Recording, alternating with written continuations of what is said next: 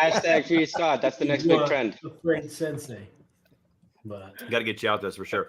Well, let's finish up with this. I will say, just to recap the event, we had a phenomenal golf tournament on Monday. Had a 2-person team event that was a blast. Learned a lot from that. First one that we ever had. Had a guy shoot 1 under par on his own ball in 20-mile-an-hour winds. Ridiculous. Cody Godfrey's a stick. We're going to be getting the best players in the industry together down in Fort Worth as well. So looking forward to that. And I just, I feel like the overall, the conference was a huge success. People just benefited greatly from it. I met so many people. My favorite part is when, especially these smaller carriers or smaller brokers come up and just say, this is the best event that I've been to. I met so many people. I have opportunities now I didn't have before. That's what it's all about. So that was pretty cool. Wow. Yes. Want to see the best thing of the event? Yes, we did. Yeah.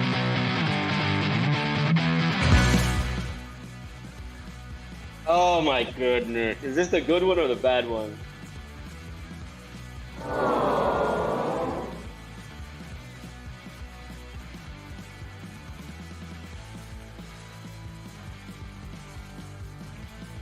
Can't believe you're showing this, man.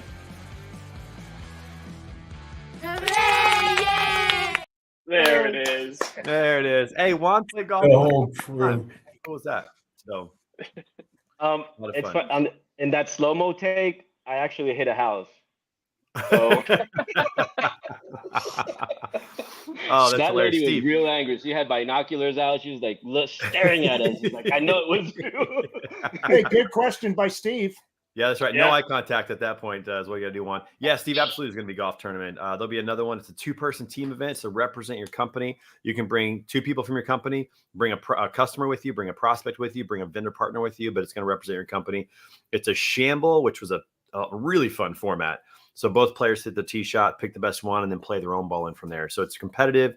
Get a little help off the tee. We got a gross division, net division, team champ, individual champ. It was a blast, Steve. So I hope you can play in that. It will be in Fort Worth. We haven't selected the golf course yet, but I'll be doing that here in the next couple of weeks, and then we'll start promoting that. And it's going to be highly recommend brokers bring one of your carrier partners and partner with them at the golf tournament. Yes, Yes, absolutely. That's a great idea. That would be. Also, I got to warn everyone in Texas, you're probably not going to win because Morgan and Natalia are finally going to be allowed to sign up, and they got that dog in them. So it's basically y'all play for second. Hey, listen, we went to Top Golf on Wednesday night for dinner. Yep. Morgan cleaned up like she dominated that. Trey I've was been in a playing battle golf for for a last. I've been playing golf for a year, and they're already better than I am. I guarantee after that tournament, Trey's like, all right, we found a new team member. Yeah. That's it. Coleman out. Beta's represent a new team after that. But yeah, Steve, there will be a golf tournament, another Poster Pre Classic. And thank you to our friends over at 123 Load Board for sponsoring that, Sigma Solve Logistics Tech for sponsoring that, Samantha Jones Consulting was the golf ball sponsor. True North was our meal sponsor. Just had a ton of support and really appreciate that. A lot of whole sponsors, Armada Talent Group, Truck Stop, so many others. It was great. Appreciate that. Where's everybody else's history shots? Who loved Desmond Clark? Who loved Desmond Clark? Dude, Desmond Where's was everybody awesome. else's terrible shots? Yeah, that guy fired it up on the last day. It was great hearing him. Adam Wingfield was strong. Loved hearing him. Corey Shear did a great job talking about trust on Tuesday morning. Dan Mears had a great story about his life, courageous leadership. Michael It Lombard. was just fun. Michael Lombard came up fired up about health. It was fun. And we had good. Michael Riccio led the whole thing off, talking about brokers and carriers and how important the relationships are. It was good, man. I just enjoyed the speakers. We'll have to see what we can put together for next time from a speaker list. But I was really excited to work with all those speakers. Great to work with. Just a lot of fun. Samantha Jones did a panel. We had a market update with Kyle Taylor and Kevin Coombs and Kevin Hill, along with Don. So it was fun, man. Good content, good people, and again, most importantly, just the time for relationships. The Boots and Brews was fun. That was a great party on Monday night, and the casino night on Tuesday night, man. That was probably one of my favorite. That's off the chain. Favorite things. Yeah, that was incredible. The DJ was phenomenal. Melanie really hooked that up. The folks at Taft's as well. Melanie Patterson, Savant, sponsoring that. That was an absolute blast, man. We had a lot of fun. Money changing hands.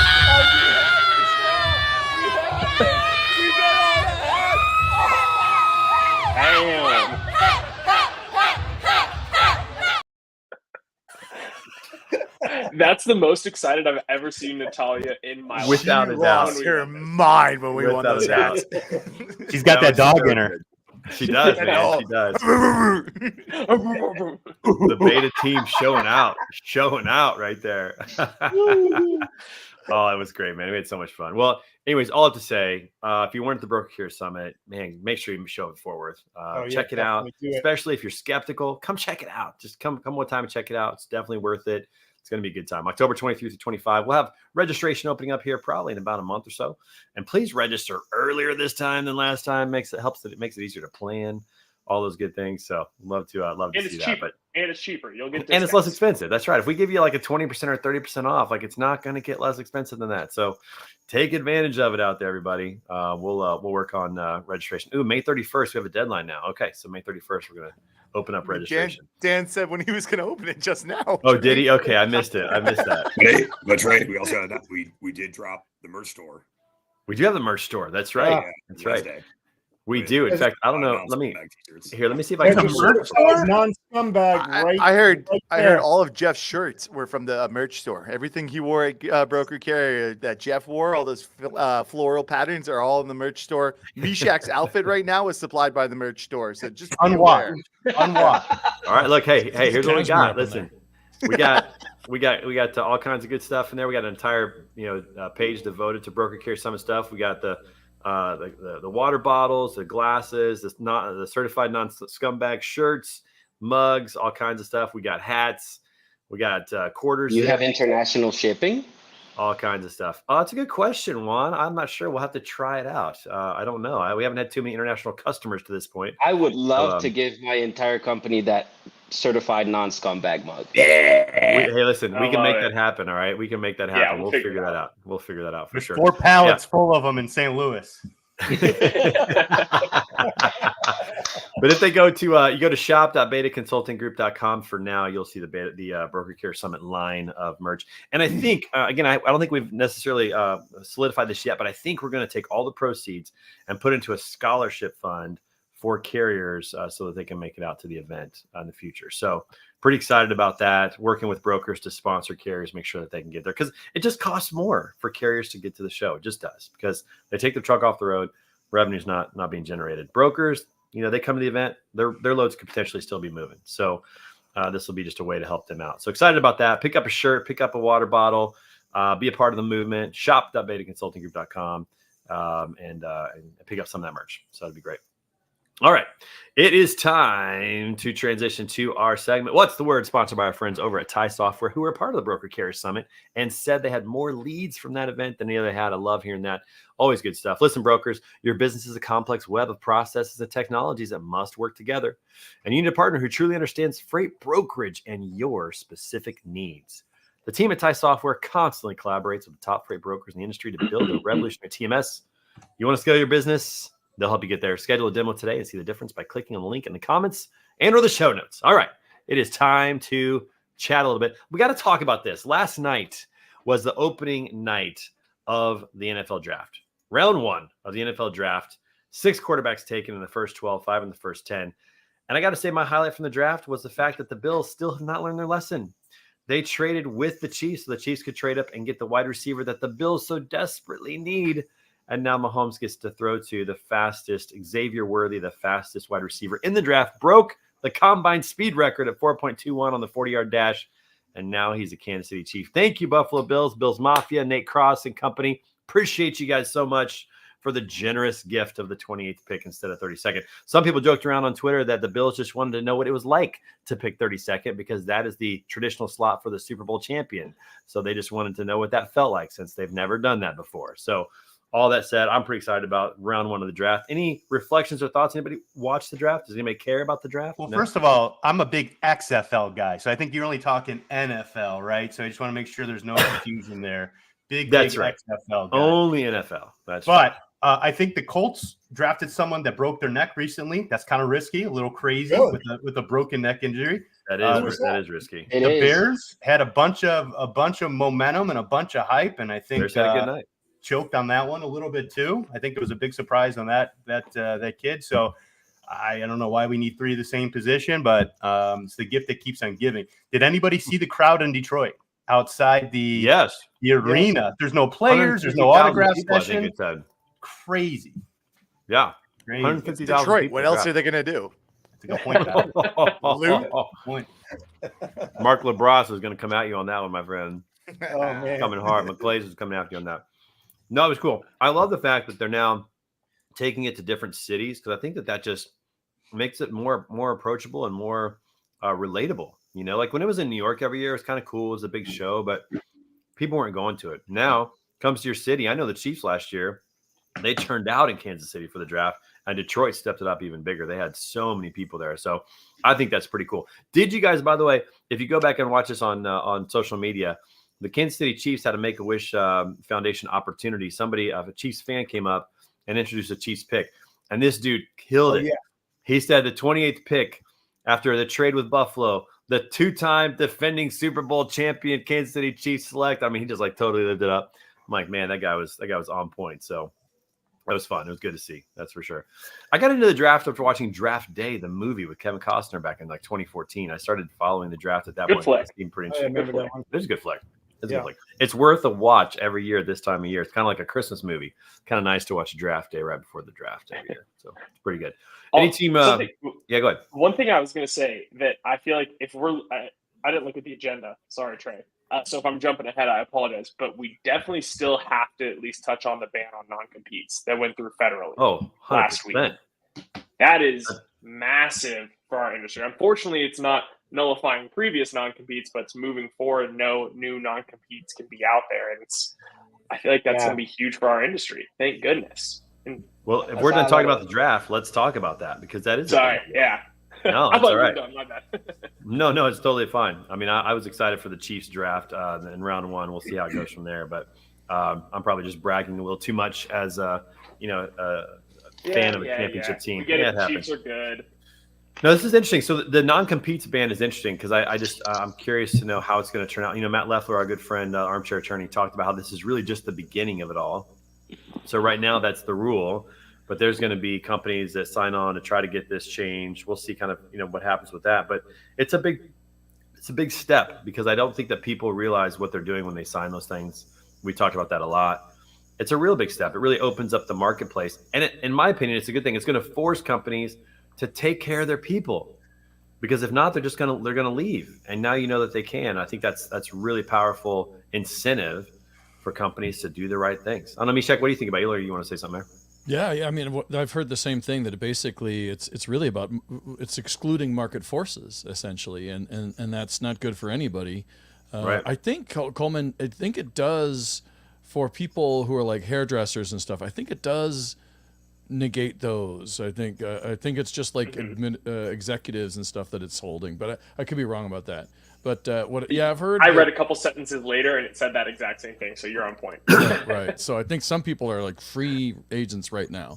So it'll be interesting to see what the impact of that is. But yeah, I've heard that there's a pretty good case to say that that this is something that would get overturned. But yeah, it's tricky as a business owner. I can understand it, especially if you really invest heavily in people, and it's a big onboarding process. But I mean, ultimately, it should be a free market, right?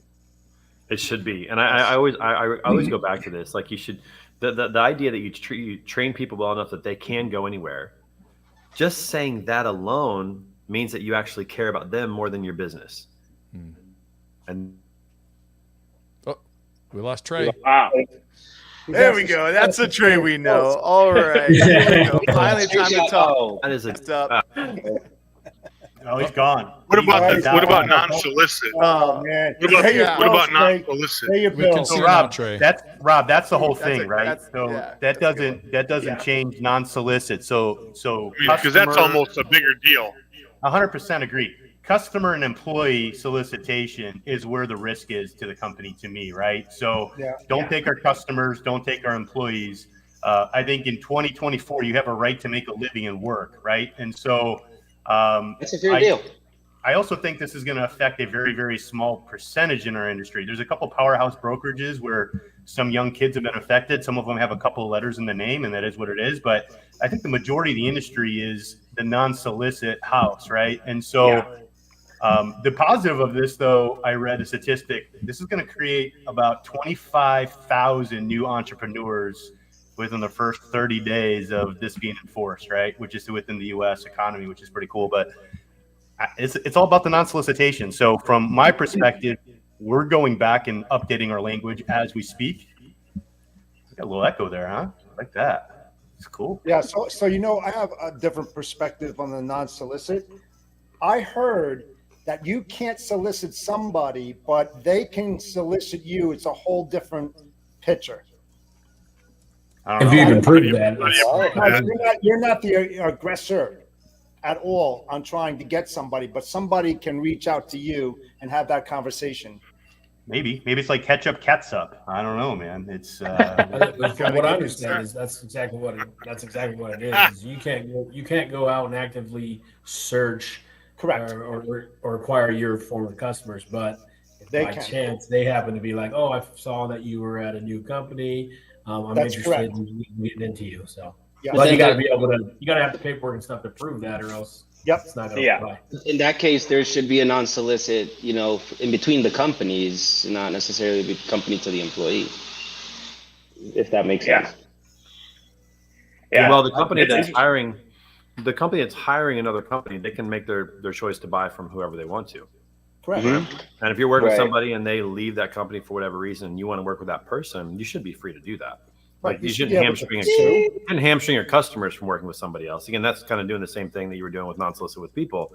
The Mhm. point is this: if you take care of your people and you take care of your customers, 9 times out of 10, you will not be affected negatively by that.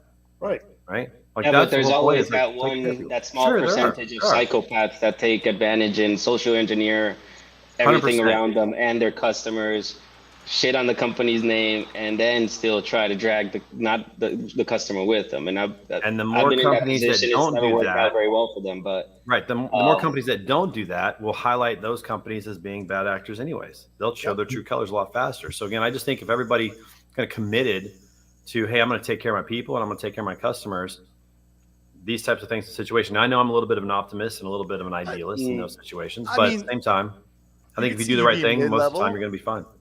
As a Sales is business, a you could see relationship yourself being business. mid-level.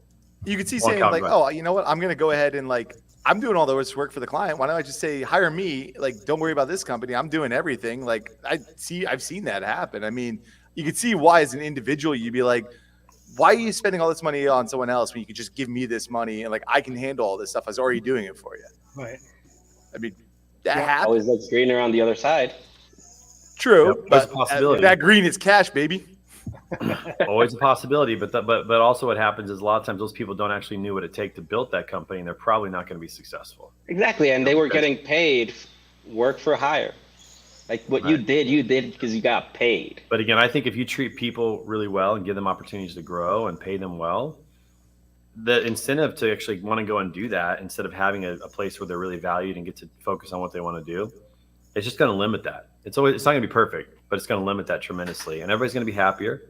I don't know. I tend to think a little bit idealistically about this. I know, but I Yeah, think there's a lot of truth. I'm in a that. little bit more pessimist on that area, but there should be some Which is fair. protections there, especially for the companies. Companies are, as funny as it's going to sound, I think they're more in a vulnerable position than what people think. Probably, Well- especially if they're not doing the right things. Probably. Yeah, and from true. a company standpoint, it's about making yourself sticky within your clients' organizations, right? Because I agree with Mitch. This is a sales game, right? If you have one salesperson that is just talking with that company forever, right? They are the true relationship holder. They go to another company. I agree. I think that the client would say, "Oh man, I loved working with Mitch. I'm definitely going to go with him." But if there's multiple people helping service the account that are constantly being client facing, and it's this true team effort, that makes it a lot harder. And Trey, I think that goes to your Hey, point. Coleman, is the problem with servicing that- the customer appropriately. 100% agree with you, Coleman. The problem with that is, salespeople, and I'm one of them. We have weird thought processes, right? So we think it's all about us. We're the circus. Who's the MC of the circus? Whatever that position is, right? So at the end of the day, I think what a lot of people don't realize is the risk that the company takes to service that business and service it year after year and retain that business at an expected service level rate, and the cost of employees and employee benefits and healthcare and 401k matching to service that business. There's a lot there that I think the typical average salesperson maybe not see under the hood or realize how in depth that is. Insurance, rent, you name Yeah. it, carpet, right? Whatever. There's a lot to it. And so I think that's where this is protecting that investment to come in. I think, by the way, the company probably has some skin in the game if that shipper comes back year after year after year, right, for that value. But where this is going to be interesting is sales is 100% a relationship business. A couple of years ago, we could cold call shippers, we can email shippers, and they'd actually respond back to us. With the oversaturation that we have in the space post-COVID, if you don't already know this person, you're going to have a hard time building a brand new, fresh book of business out of the gate today. It doesn't matter how knowledgeable, how nice, how great your smile is. You better know somebody in this game right now to win. And that's why you should go to Broker Carrier Summit, where you're going to meet. Great plug-in. Kyle's pitching. But it does go back to the adage that it's not what you know, it's who you know. Like network is your net worth. You know what kind of people, what kind of connections do you have? It's also your reputation too. Yep. Which we shouldn't get on that because I'll start talking brand again, Jeff, and I love talking about that. So Marketing, branding, imaging. Next thing you know, he's got 5 Taylor Swift skits he's been dying to do. We're doing Big Bad Reputation. He's singing with a wig on again. No one's. I did keep the wig, Kyle. I did keep it. Coleman and I talked about that. Like, should we keep this? Yeah. Hold on. Desmond Clark was so confused when he saw the blonde wig in the back. You weren't there. He's in the back of the house. He's like, the hell, UNC Trade did this weird thing. I'm like, oh, don't worry, we don't have this weird wig thing happening on back here. Like, you were good. Probably thought it was a for a moment. It was fun. We have fun with it from time to time, which is good. Yeah, so we'll see what happens with the with the non-competes and how that goes and where it kind of takes things. But it's definitely opening up. It's interesting because you have in one sense you have these regulations that are pushing people more of like this gig feeling of like, hey, I can just go out and become an entrepreneur and do my own thing. Then on the other side, you have this other big push of non-gig regulations and classifying people as employees. So it's just like some interesting legislation and regulations that are kind of coming through right now on how all this is going to work. Giving people mobility to move around, but not giving them necessarily the freedom to be independent contractors is a weird kind of vibe that we have going on right now in the industry. So we'll see what happens with that. Yeah, we'll see. All right. What else is happening in transportation? You got anything else going on? I can't believe we're like almost 50 minutes into the show. It's almost time to wrap this thing up. Hey, no gains? No gains? Capital gains. Here's what's going on in the industry. Rates are as depressed as they've ever been in 10 years. The spot rate is actually lower than the committed rate right now for dry van and reefer, which is absolutely wild and throwing the rest of us off, right? So rates are super, super depressed, more so in the last 45 days than they have been in the last couple of months. And everybody's playing the catch-up game. How are carriers staying in the marketplace right now with such low rates? How is that? What's going on? Relationships. The smaller ones are not, Trey. The threshold is getting tighter and tighter, right? Because you got expensive equipment still. Yep. I mean, the prices have come down on used equipment in the last 6 months, yes, but these people probably bought their equipment a year and a half ago. Yep. So expensive equipment and still low rates. I'm just wondering, how are they going into debt? Are they? They probably got into debt to get into the gold rush we saw a year ago.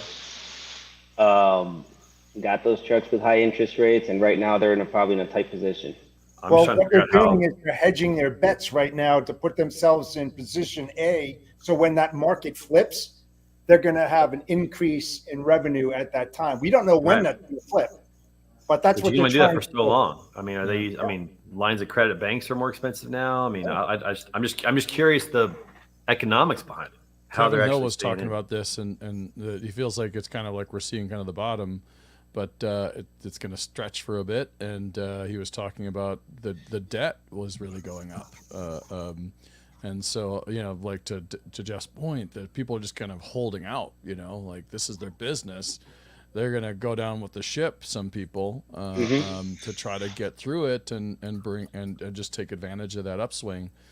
That's right. And of course, a lot of people did have a lot of padding, after COVID. Smart ones. Yeah, I think on top of that, we're so focused in our U.S. bubble, right? Our North American bubble, trucks, trains, and everything we got going on here. I think, we made a quick comment about World War III in the beginning, but our global political system is definitely having a driveline effect. Shippers are reserved. investments are reserved, new construction of distribution centers and investment in infrastructure is all very, very reserved, right? Just because everybody's kind of waiting to see what's going on, right? This could spike fuel prices. This could spike overseas offshore of a product. So I think everybody's kind of in a jam globally. We have our own little ecosystem problem here nationally, and it's a bad combo. We got another quarter of this for sure. Shippers are still blocking brokers, right? We thought there'd be more of a collaboration going into Q2, and that's not really the case yet. They're still holding steady still across the board. Yeah. Well, and now we get to turn our attention to the presidential election coming up here. We got 6 months to go pretty much until that time. So we're going to start getting some political ads. Are we going to get any debates? Is this going to impact the economy positively, negatively? Is everybody just going to hold on until November and see what happens? Gotta love I don't think presidential anybody election wants years. to talk about this one. No way. No way. No way. Nope. I just My can't only believe advice, we're my in only this place. advice is any press conference, make sure you book it at the hotel, not the landscaping company, right? the Four Seasons hotel, That was not the Four ridiculous. Seasons landscaping company in Bronx. The But- one thing though that is just going to be just mind bending is going to be all of the AI driven like Ridiculous. disinformation, Yeah, misinformation, slander stuff. and just like content. It's going to be so ultra customized to like so many different segments. People are just going to be just Ultra overwhelmed. customized, ultra. And think about this in real time. So this is interesting. Drake. Trey, you cut Drake out is getting, for like probably 20 seconds there. I think. Yeah, I know. My internet sucks today. It's just the way it is right now. It hasn't had to do anything in 5 days, and all of a sudden now it's like, what? You want me to work again? So it's just the way it goes. But Drake is getting phones. Drake's getting sued because he has songs now that have Tupac and Notorious B.I.G. AI generated audio on it. All right, so that's going on right now. But think about this: in a presidential election cycle, if somebody takes Donald Trump's voice and image or Joe Biden's voice and image and creates content that isn't real, it's hard to figure that out in real time.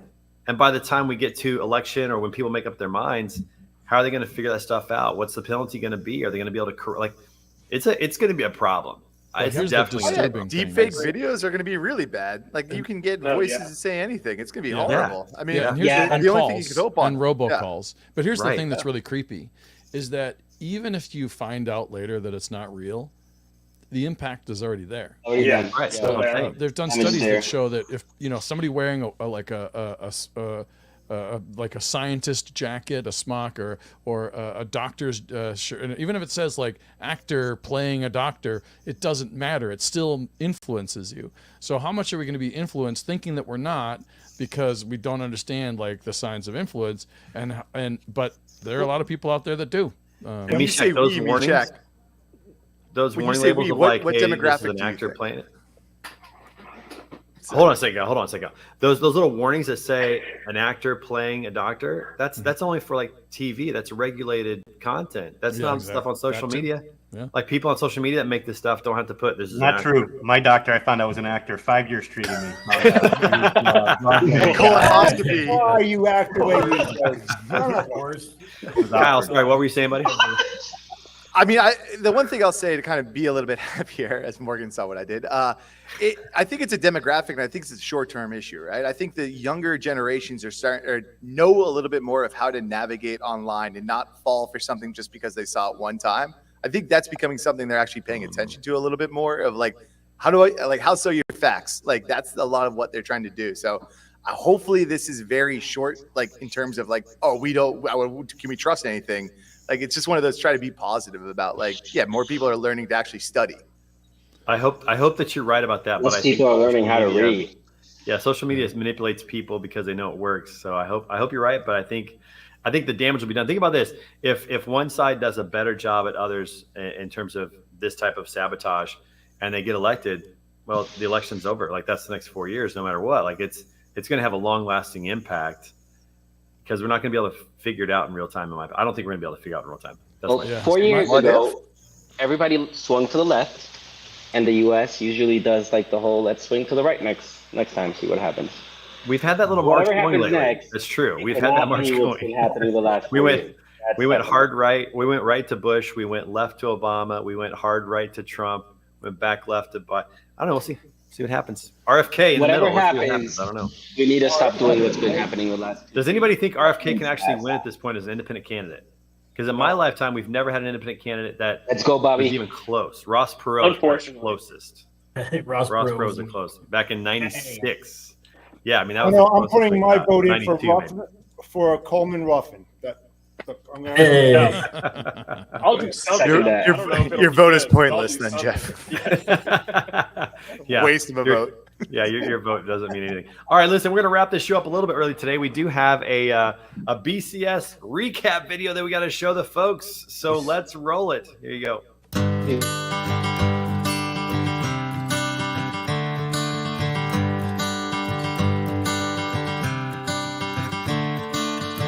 Another turning point, a fork stuck in the road.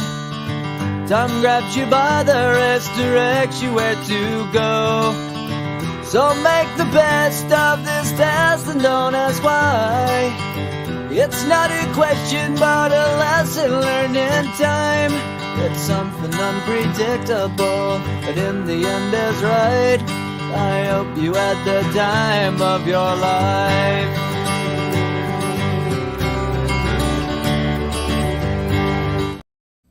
Well, that's a fun way to end. First of all, that's really just my, I guess, recap My video. fingers got edited. But I think we may have misspelled a word on there as well. So all good. But it was fun. That was beautiful. I got the feelers now. I We didn't have- see a red squiggle line. Nothing was misspelled. Nothing at all. Hey, if you, by the way, if you're on any social media platform, you click on hashtag BCSKC24. You can see all the pictures that people posted about that. Quite a few people did post. So a lot of good stuff on there. You can check it out as well. Had a great time with that. With that, I think we're going to cut a little early today because we're all exhausted from the week. So everybody have a wonderful weekend out there. We'll see you right back here next week. Appreciate everybody. Thanks to our friends over at Ty. Peace out, everybody. Let's go.